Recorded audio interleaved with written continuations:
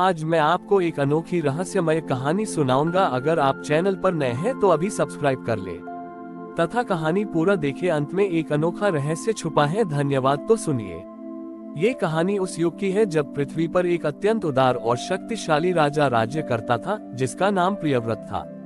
राजा प्रियव्रत इतना दयालु था कि उसने अपने जीवन का हर पल दूसरों को मुक्त करने में समर्पित कर दिया था।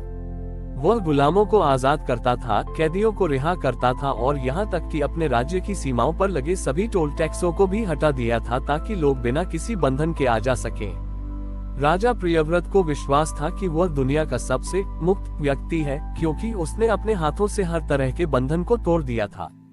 एक दिन राजा को लगा कि उसने सब कुछ कर लिया है, लेकिन उसके हृदय में अब भी एक अजीब सी कसक बाकी थी। वह कैलाश पर गए और महादेव के समक्ष अपनी व्यथा बताई। हे नीलकंठ, मैंने अपने जीवन में अनगिनत बंधन तोड़े हैं, मैंने सबको मुक्ति दी है, पर क्यों मेरे हृदय में अब भी लगता है कि मैं स्वयं किसी अदृश्य बंधन में हूँ। मुझे लगता है कि मैं अपनी स्वयं की सेवा से बंधा हुआ हूँ। महादेव मुस्कुराए। उन्होंने राजा को अपने हाथ से एक अत्यंत साधारण बिना बुना हुआ सूती धागा दिया। धागा इतना नाजुक था कि छूने से टूट जाए। महादेव बोले, हे प्रियव्रत, तुमने भौतिक बंधन तोड़े, तुमने कर्मों के बंधन भी तोड़े, पर तुम प्रेम के सूक्ष्म बंधन से बंधे हो। ये धागा तुम्हारे उस बंधन का प्रतीक है। महादेव ने राजा को निर्देश दिया, इस धागे को लो और अपने राज्य में जाओ। तुम्हें ये धागा उस व्यक्ति को देना है जो इसे प्रेम से स्वीकार कर ले, लेकिन तुम्हें ये याद रखना है कि जिस क्षण तुम ये धागा दोगे, तुम मुक्त हो जाओगे। राजा बहुत खुश हुआ। उसने सोचा, ये तो सरल है। वह राज्य में गया और सबसे पहले एक गरीब भिखारी को धागा देने की कोशिश की। भिखारी ने धागा लेने से मना कर दिया, ये सोचकर कि यह एक फालतू वस्तु है। फिर राजा ने एक अमीर व्यापारी को धागा दिया। व्यापारी ने धागा लिया, पर तुरंत उसे फेंक दिया, ये सोचकर कि यह उसके धन के सामने व्यर्थ है। राजा ने एक कैदी को धागा दिया। कैदी ने धागा लिया, पर उसे गुस्सा आया क्योंकि उसे स्वतंत्रता चाहिए थी, ये धागा नहीं। राजा थक गया। हर कोई धागे को अस्वीकार कर रहा था।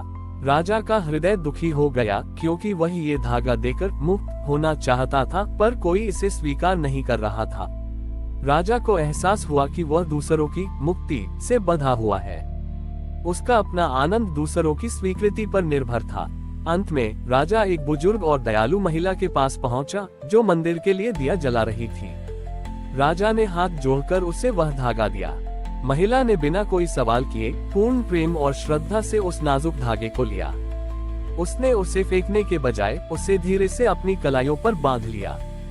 महिला ने कहा, धन्यवाद राजा, ये धागा इतना नाजुक है, फिर भी ये प्रेम का बंधन है।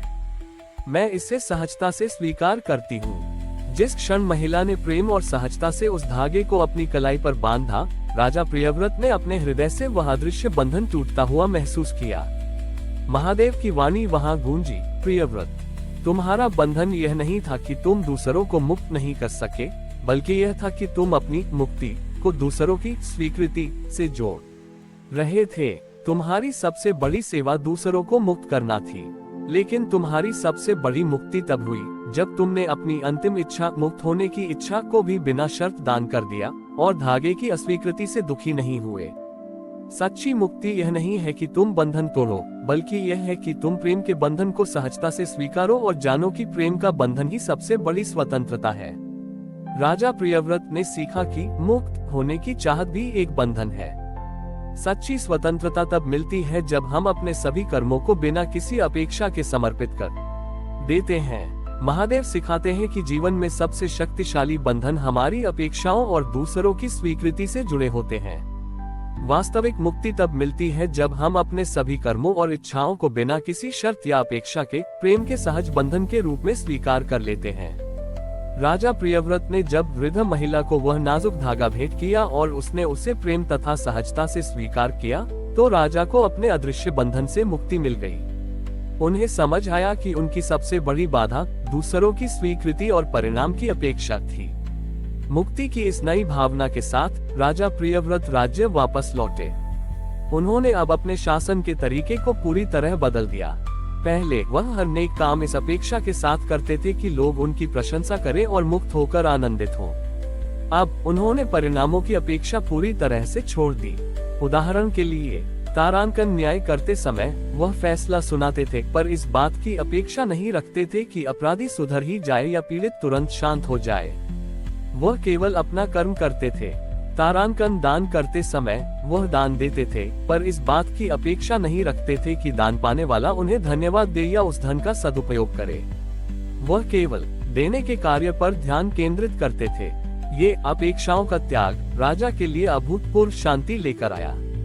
हालांकि राज्य में जल्द ही एक नई समस्या खड़ी हो गई। कुछ दरबारी और नागरिक जो राजा की अत्यधिक उदारता का फायदा उठा रहे थे, ये देखकर आश्चर्यचकित थे कि राजा अब उनकी प्रशंसा या निंदा दोनों से अप्रभावित रहते हैं। दरबारियों ने सोचा, राजा को अब हमारी प्रशंसा की कोई परवाह नहीं है, तो हम अपनी जिम्मेदारियां ठीक से क्यों निभाएं? राज्य में धीरे धीरे लापरवाही और नैतिक गिरावट आने लगी। राजा अपनी अपेक्षाओं से तो मुक्त हो गए थे, पर उनके इस अनासक्त व्यवहार को लोगों ने उदासीनता, इंडिफरेंस समझ लिया। एक दिन राज्य में गंभीर अव्यवस्था फैलने के बाद मंत्री ने राजा से निवेदन किया, महाराज, आपकी महानता पर हमें कोई संदेह नहीं है, पर आपका यह अपेक्षा मुक्त शासन लोगों को दिशाहीन कर रहा है। वे इसे आपकी उदासीनता समझ रहे हैं। क्या शासन बिना किसी अपेक्षा या परिणाम की चिंता के चलाया जा सकता है? उद्धरण चिन्ह। राजा प्रियव्रत फिर से दुखी हुए। उन्होंने सोचा, क्या मुक्ति का अर्थ यह है कि मैं अपने कर्तव्य के प्रति उदासीन हो जाऊं? वह तुरंत कैलाश की ओर चल पड़े।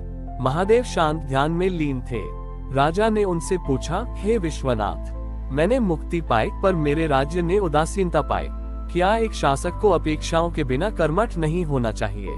महादेव ने अपनी उंगली से राजा के माथे पर स्पर्श किया और कहा, प्रियव्रत, तुमने स्वयं को अपेक्षाओं से मुक्त किया, ये तुम्हारी आध्यात्मिक विजय थी। पर तुम भूल गए कि राजा का धर्म केवल अपनी मुक्ति न बड़ी ये है। एक शासक को कर्मठ रहने के लिए अपेक्षाओं की आवश्यकता नहीं होती, उसे प्रेम की आवश्यकता होती है।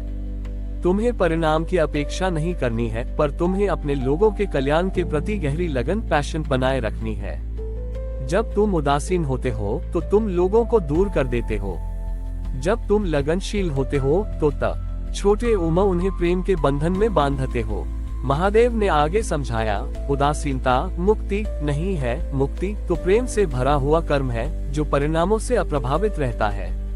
तुम्हें अपेक्षाओं से नहीं, बल्कि प्रेम से प्रेरित होकर शासन करना चाहिए। यही सहज शासन है। राजा प्रियव्रत ने अंतिम ज्ञान प्राप्त किया। उन्होंने सीखा कि निस्वार्थता का अर्थ उदासीनता नहीं, बल्कि गहन करुणा के साथ अपने कर्तव्य में पूरी तरह लगे रहना है, परिणामों के प्रति आसक्त हुए बिना। वह राज्य वापस लौटे और उन्होंने शक्ति और प्रेम का सही संतुलन स्थापित किया। उन्होंने लोगों को ये दिखाना शुरू कर छोटी ही या कि वह उनकी परवाह करते हैं, पर उनकी प्रशंसा की अपेक्षा नहीं करते। इस प्रेम से भरे सहज शासन ने राज्य में फिर से व्यवस्था और उत्साह भर दिया। अंतिम सीख, आध्यात्मिक मुक्ति अपेक्षाओं का त्याग का अर्थ सामाजिक जिम्मेदारी या कर्तव्य कर्मठता के प्रति उदासीन होना नहीं है। सच्ची मुक्ति वह है जहां हम छोटी ही ना परिणाम की अपेक्षा के गहन प्रेम और करुणा से प्रेरित होकर अपने सभी कर्तव्यों का पालन करते हैं। हमारी और भी आध्यात्मिक एवं अनोखी कहानियां देखने के लिए हमारे चैनल पर जाएं तथा धार्मिक एवं पौराणिक अनोखी कहानियां हमारे चैनल पर है। कृपया जाके देखें तथा हमारे चैनल को सब्सक्राइब करके रखें और वीडियो लाइक जरूर करें। धन्यवाद।